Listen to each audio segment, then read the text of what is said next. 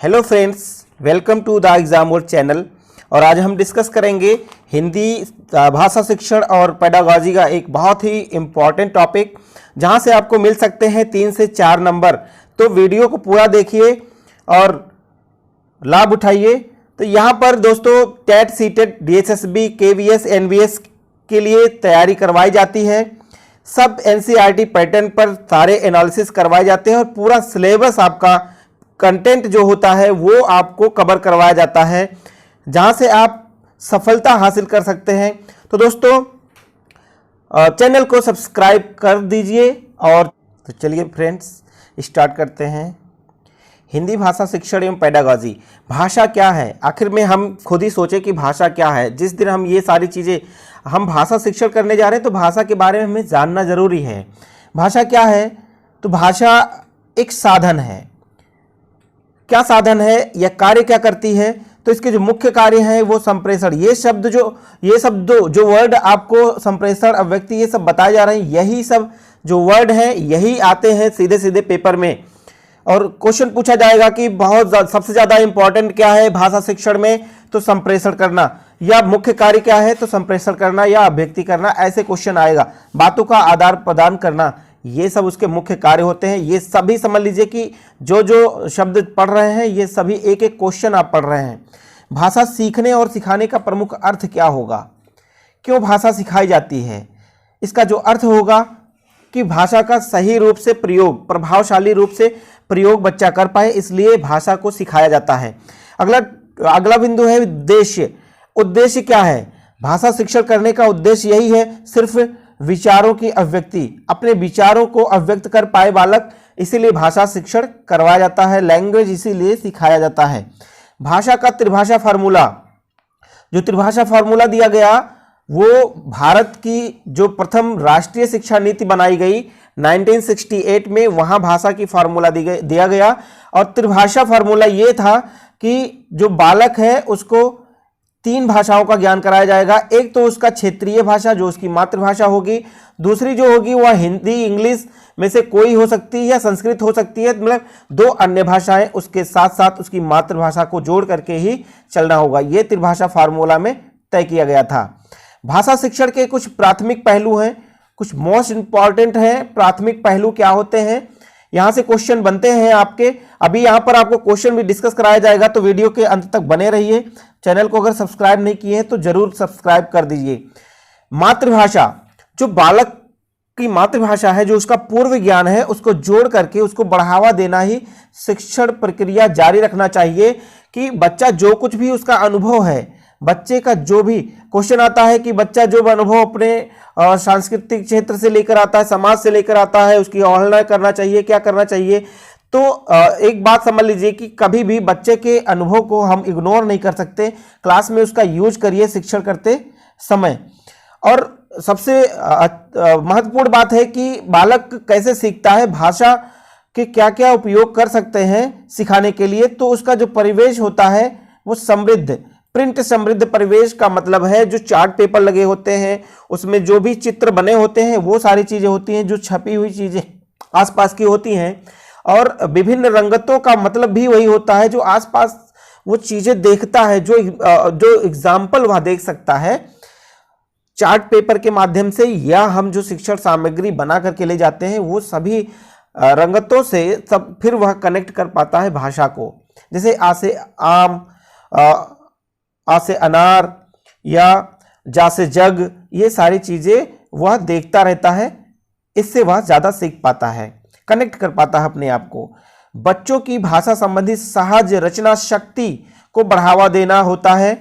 जो बालक को पढ़ाने का, भाषा सिखाने का एक कार्य है, वह है उसके रचना शक्ति को बढ़ावा देना है, ना कि उसे समस्या समझना है। कभी बालक को समस्या नहीं समझना है। तो दोस्तों चलिए कुछ क्वेश्चन यहाँ पर डिस्कस करते हैं।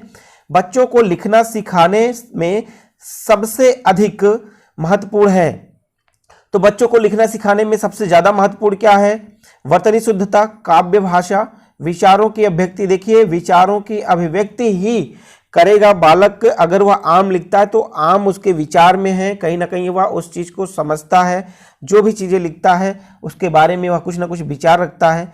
तो ये ऑप्शन आपका सही होगा। सेकंड क्वेश्चन की तरफ चलते हैं। प्राथमिक स्तर पर भाषा सीखने सिखाने का अर्थ क्या होगा? साहित्य रचना। प्राथमिक स्तर पर बच्चा साहित्य रचना नहीं करेगा, अलंकारिक भाषा प्रयोग नहीं करेगा, वर्णमाला तो सीखेगा ही, लेकिन सबसे ज्यादा क्योंकि ऐसे क्वेश्चन में, पेडागॉजी के क्वेश्चन में सबसे उचित उत्तर लगाना होता है, तो सबसे उचित है आपका भाषा का प्रभावी प्रयोग। तो ऑप्शन डी आपका सही होगा।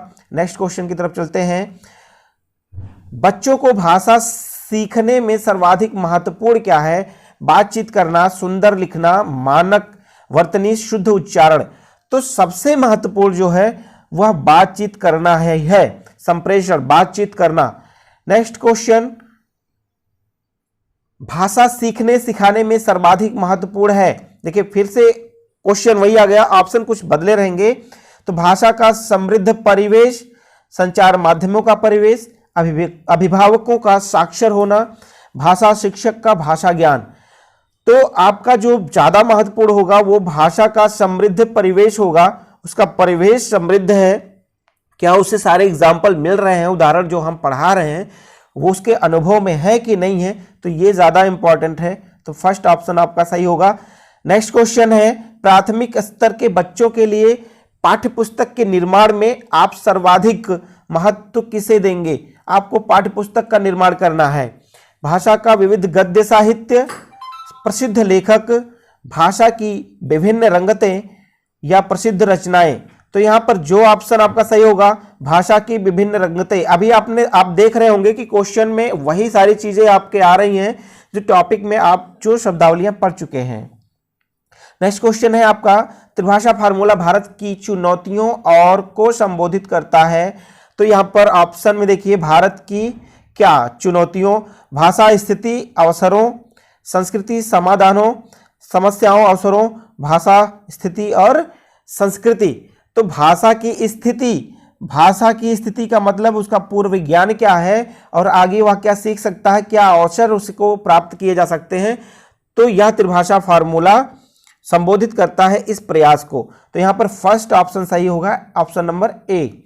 नेक्स्ट क्वेश्चन आपका, प्राथमिक स्तर पर हिंदी भाषा सिखाने के लिए सबसे अधिक जरूरी है कक्षा में लिखित आकलन, कक्षा में प्रिंट समृद्ध परिवेश, भाषा शिक्षक का भाषा ज्ञान, कक्षा में रंगीन पाठ्य पुस्तकें। तो आप देख लीजिए यहां पर है कक्षा का प्रिंट समृद्ध परिवेश, यह ऑप्शन आपका सही होगा। सबसे उचित यही है, क्योंकि आप कहेंगे कक्षा में रंगीन पाठ्य पुस्तकें, भैया तो प्रिंट समृद्ध परिवेश वही होता है। ये option fourth option second option में समाहित है, सारे ऑप्शन एक ऑप्शन में मिल जा रहे हैं, तो ये आपका ऑप्शन सही होगा। नेक्स्ट क्वेश्चन है, बच्चे बोलचाल की भाषा का अनुभव लेकर विद्यालय आते हैं, इसका निहितार्थ है। बोलचाल की जो भाषा, जो उनका पूर्व विज्ञान है, उससे हमें उसका उचित प्रयोग क्लास में करना है, ना कि उसकी अवहेलना करना है, ना उसे क्लास के बाहर नहीं रखना है। तो यहाँ ऑप्शन नंबर ए सही होगा कि उनके भाषाई अनुभवों का उचित प्रयोग किया जाए। बच्चे के खिलाफ कभी आपको जाकर के ऑप्शन नहीं लगाना है, आपको एक शिक्षक की तरह ही सोचना हमेशा। भाषा का अति महत्वपूर्ण प्रकार है लेखन, सुनना, संप्रेषण, अक्षर ज्ञान। तो यहां पर देख लीजिए जो महत्वपूर्ण कार्य है वह बातचीत करना, अपने बातों का आदान प्रदान, तो वह होता है कम्युनिकेशन, संप्रेषण के द्वारा। दोस्तों वीडियो के अंत तक बने रहिए और चैनल को सब्सक्राइब नहीं किया तो सब्सक्राइब कर दीजिए।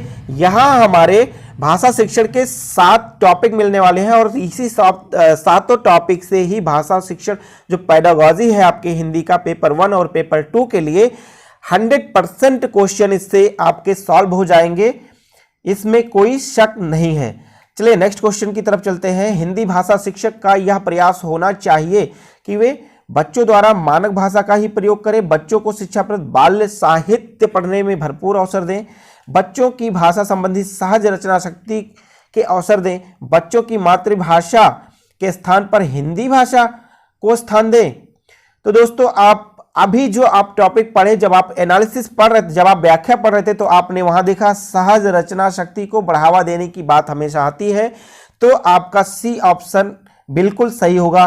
दोस्तों चैनल से जुड़े रहिए, आपको सीटेट के हर टॉपिक में, हर सब्जेक्ट में पेडागोजी के मैक्सिमम क्वेश्चन, हर टॉपिक अच्छे से आपको समझा दिया जाएगा। आपको 100% यहां से हेल्प मिलने वाला है। धन्यवाद।